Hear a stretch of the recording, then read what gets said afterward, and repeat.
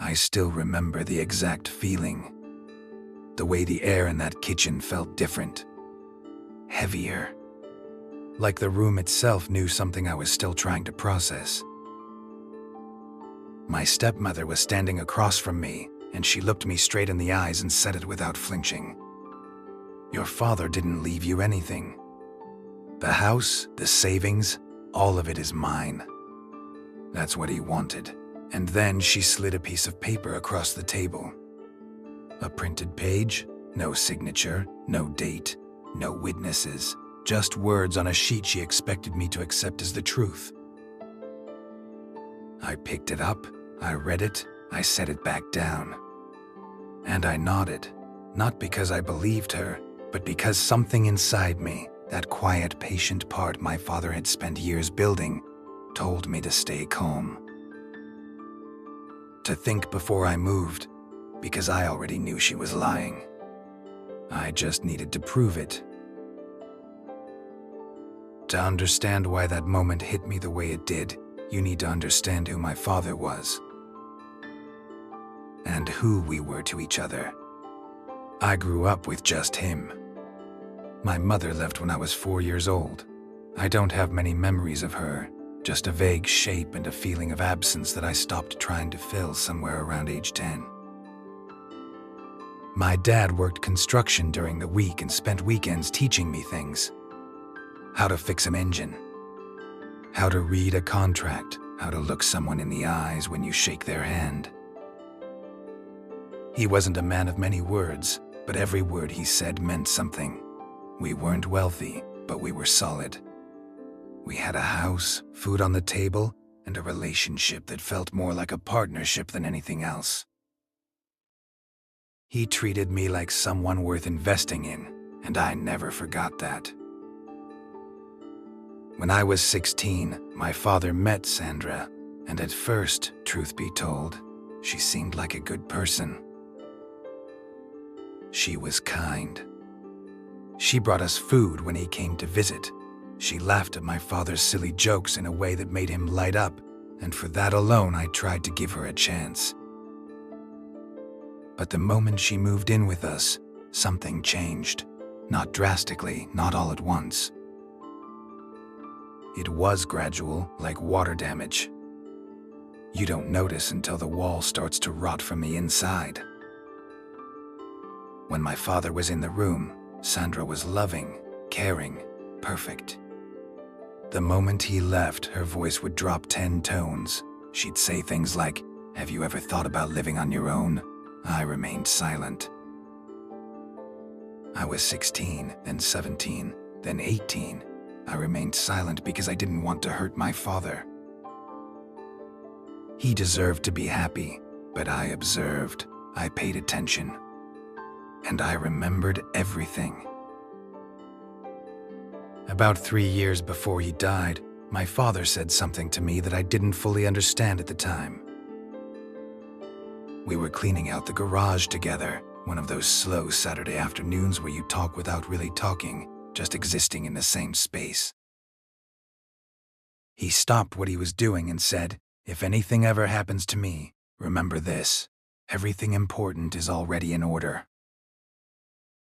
I trust you to handle it. You'll know what to do." I laughed it off. I told him he was being dramatic. He was in his late 50s and healthy as far as any of us knew, but he didn't laugh back. He just held the moment a little longer than usual, then went back to sorting boxes.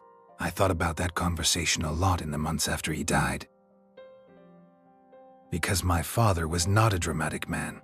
He didn't say things he didn't mean, and he never said anything without a reason. He was telling me something, I just wasn't ready to hear it yet. He died on a Thursday morning in October, a heart attack. Sudden, without warning, the way those things always are when they're real. I got the call at 6:47 in the morning. I remember the time because I had just made coffee and I was standing at the counter watching the steam rise when my phone rang. By the time I got to the hospital, it was already over. Sandra was there. Her tears looked real enough that for a moment I almost let myself believe they were. But grief has a particular quality when it's genuine, a rawness, an inability to perform, and what I saw in Sandra that morning was something else. It was closer to relief wearing the costume of sadness. I didn't say anything. I sat with my father for a few minutes alone. I told him I understood now what he had meant in the garage. I told him I wouldn't let it go.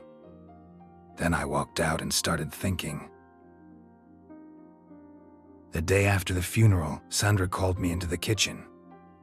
She didn't ask how I was. She just stood there and gave me the news as if reading from a rehearsed script. Your father left you nothing. The house, the savings, everything is mine. That's what he wanted, he told me himself. Then she slid the document across the table. I took it and read it carefully. It was typewritten, not handwritten. No notary stamp, no witness signatures. No date on the page, just a block of text declaring that all assets would be transferred to Sandra upon his death. My father was a man who scanned every receipt over $50 and kept copies of every contract he ever signed. The idea that he would have written a will on a Word document, without a lawyer, without witnesses, without a date, wasn't just unlikely. It was impossible. I folded the paper, I put it in my jacket pocket.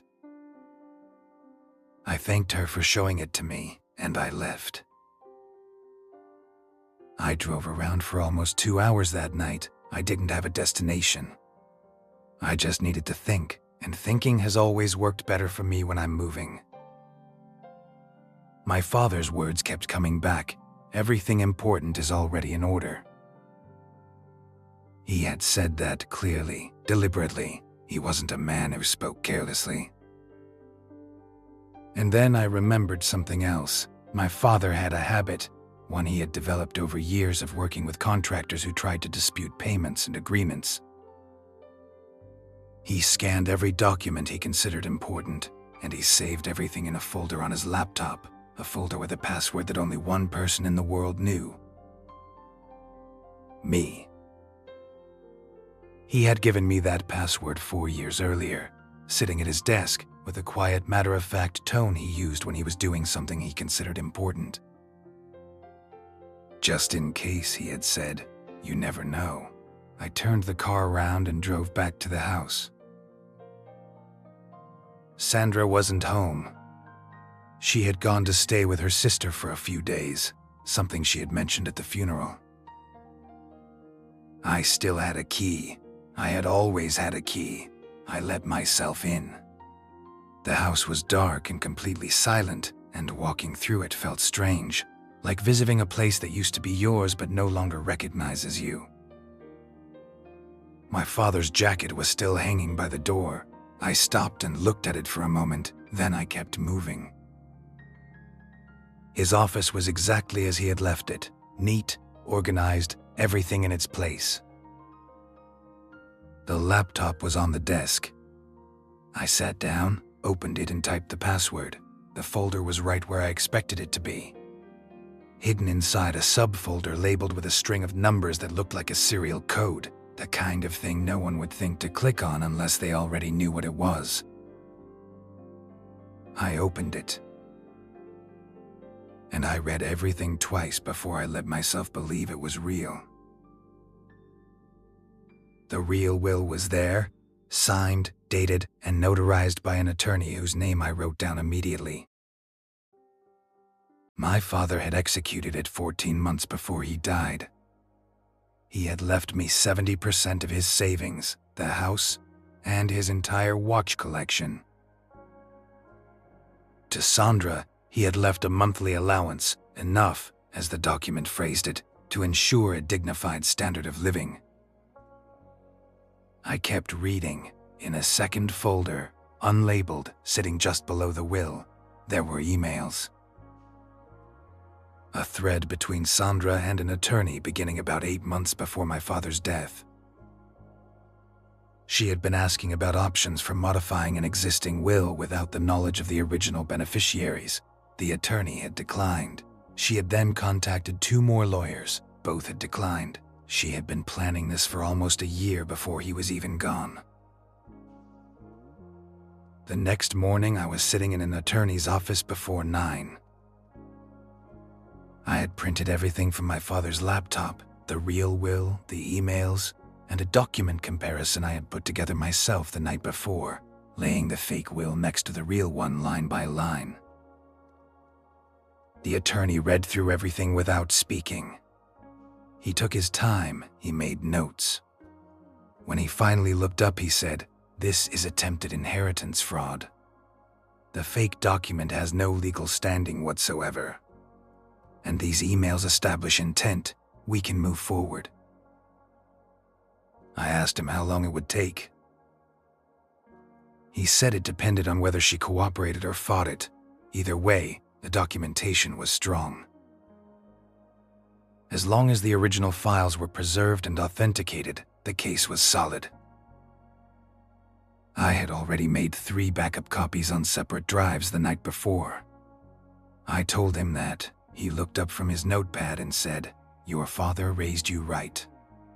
We filed the following week. She received the official notice on a Tuesday. I know this because she called me 11 times. I watched the phone light up and I let every call go to voicemail. Then came the text messages, then voice notes, her voice moving through confusion, then anger, then something closer to desperation. She said it was all a misunderstanding. She said my father would want us to stay united as a family. She said she had been under enormous stress and hadn't been thinking clearly. I listened to every voice note once, then I forwarded them all to my attorney, because here is something I had learned from my father that Sandra had apparently never considered. When someone is trying to cover their tracks, the most useful thing you can do is let them keep talking. Every word she sent was another piece of documentation.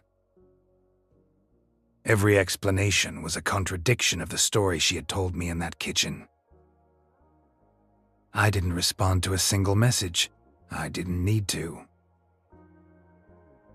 The hearing was on a Wednesday morning in February, cold, clear, the kind of winter day in New England that feels sharp at the edges, like the air itself has no patience for anything unnecessary. Her attorney made the argument that the document Sandra had presented was a reflection of my father's verbal wishes, that the typed page represented his intentions, even if it lacked the formal requirements of a legally valid will. It was a weak argument and everyone in the room knew it. My attorney presented the notarized will, the authentication of the digital files, the email thread establishing premeditated intent, and a written statement from a neighbor who had overheard Sandra say, on 2 separate occasions, that when he dies, the house will finally be mine. The judge reviewed everything without rushing.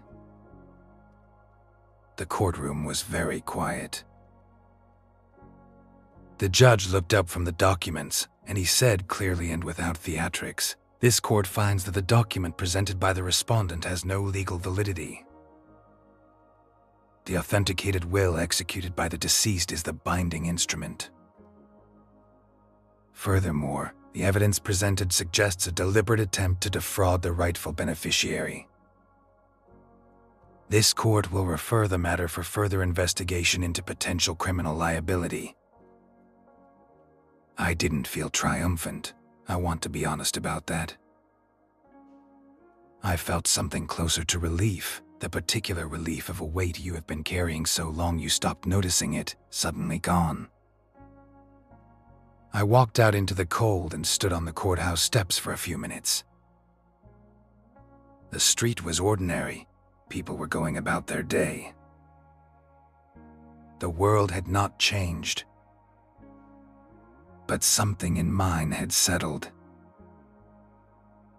The judge looked up from the documents, and he said clearly and without theatrics, "This court finds that the document presented by the respondent has no legal validity. The authenticated will executed by the deceased is the binding instrument. Furthermore, The evidence presented suggests a deliberate attempt to defraud the rightful beneficiary. This court will refer the matter for further investigation into potential criminal liability. I didn't feel triumphant. I want to be honest about that. I felt something closer to relief, the particular relief of a weight you've been carrying so long you stopped noticing it, suddenly gone.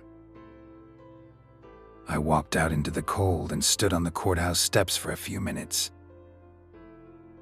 The street was ordinary. People were going about their day. The world had not changed. But something in mine had settled. The ruling was straightforward. The real will was valid and binding.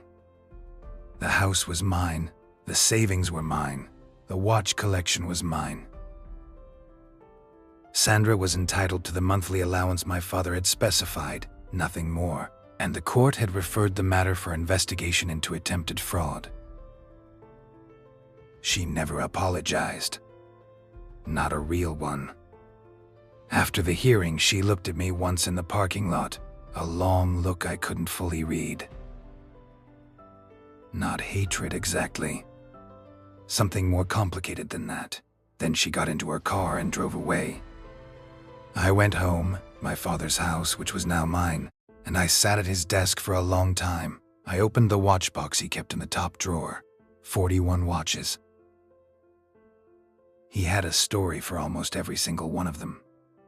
I put one on my wrist, the one he had worn every day for the last 12 years, a simple automatic with a scratched crystal that he had refused to have replaced because he said the scratches were part of its history. It fit perfectly.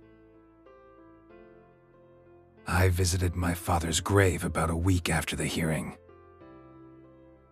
It was early morning, cold, but with that particular quality of cold that feels like the beginning of something rather than the end.